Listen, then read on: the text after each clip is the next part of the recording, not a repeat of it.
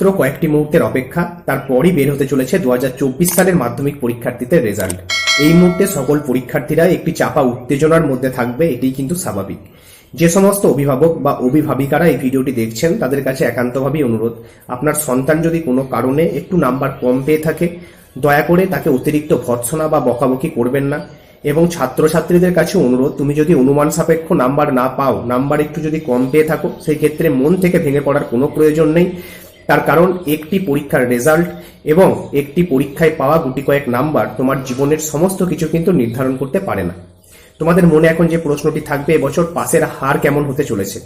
দেখো, 2024 সালে তোমরা যারা মাধ্যমিক পরীক্ষা দিয়েছো, তোমাদের রেজাল্ট বের হতে চলেছে মে মাসের 2 তারিখ সকাল 9:45 নাগাদ। তোমরা কিন্তু রেজাল্ট অনলাইনে দেখতে পাবে। কিভাবে রেজাল্ট দেখবে সেই সম্পর্কে বিস্তারিত তথ্য আমি আগের ভিডিওতে আলোচনা করে দিয়েছি। যদি না দেখে থাকো অবশ্যই ভিডিওটি দেখে নিও, তাহলে নিজেরাই বাড়িতে বসে রেজাল্ট কিন্তু দেখে নিতে পারবে। বোঝা গেছে? এই বছর পাসের হার বিগত বছরের তুলনায় কিন্তু বাড়তে চলেছে। তার কারণ তোমাদের এই বছর পরীক্ষার প্রশ্নের ক্ষেত্রে কিন্তু একটু গোলমেলে ভাব ছিল কিছু সাবজেক্টের ক্ষেত্রে। সেই সাবজেক্টের ক্ষেত্রে তুমি যদি উত্তর লিখে আসতে পারো, যেটুকু উত্তর লিখবে সেটুকু সঠিক হলে তার জন্য নির্ধারিত নাম্বার তুমি কিন্তু পাবে। এই নির্দেশিকা পর্ষদের তরফ থেকে শিক্ষক মহাশয়দের কিন্তু দেওয়া হয়েছিল। তাই নাম্বার কিন্তু যথেষ্ট পরিমাণ দেওয়া হয়েছে।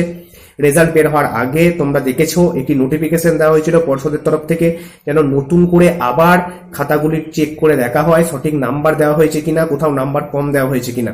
তো সেই ক্ষেত্রে শিক্ষক মহাশয়দের হাত খুলে নাম্বার দেওয়ার কথা কিন্তু বলা হয়েছে। শিক্ষক মহাশয়দের নাম্বার দেওয়ার ক্ষেত্রে যেন কোনো রকম কৃপণতা বা কার্পণ্য না দেখা যায়, সেই দিকে পর্ষদ কিন্তু যথেষ্ট পরিমাণ নজর রেখেছে। তাই এটুকু তোমরা মনে রাখতেই পারো বা এটুকু তোমরা মনে করতেই পারো, পাসের হার এবছর কিন্তু যথেষ্ট পরিমাণ বাড়বে। যদি কোনো ছাত্রছাত্রী কিছুই না লিখে আসে, পুরো সাদা খাতা জমা দিয়ে আসে, সেই ক্ষেত্রে তাকে পাস করানো কিন্তু সম্ভব না। অন্যান্য ক্ষেত্রে তুমি যদি লিখে আসতে পারো, যেটুকু লিখবে সেটুকু সঠিক হলে তুমি কিন্তু নাম্বার পাবে। আশা করি সকলের রেজাল্ট খুব ভালো হবে। এই শুভকামনা করে আজকের ভিডিও এখানেই শেষ করছি, আর বেশি কথা বলবো না। তোমাদের চাপা উত্তেজনা থাকাটাই স্বাভাবিক। হয়তো রেজাল্টের আগের দিন ভালো করে ঘুম হবে না, এত চিন্তা করো না। রেজাল্ট যেমনই হোক, পরবর্তী যে পরীক্ষা তার জন্য প্রস্তুতি নিতে হবে। এই পরীক্ষা তোমাদের জীবনের সমস্ত কিছু নির্ধারণ করে দেবে এমনটি কিন্তু নয়। পরীক্ষা যে কোনো কারণে ভালো হতে পারে, খারাপ হতে পারে, সে যাই হোক না কেন, রেজাল্ট কিন্তু তোমরা হাতে পাচ্ছ আগামীকাল, অর্থাৎ মে মাসের 2 তারিখ সকাল 9:45 নাগাদ। তো চলো, ধন্যবাদ, আজকের মতো এটুকুই। আর হ্যাঁ, তোমরা যেন ভুলে যেও না তোমাদের রেজাল্ট কেমন হলো সেটি কমেন্ট করে জানাতে।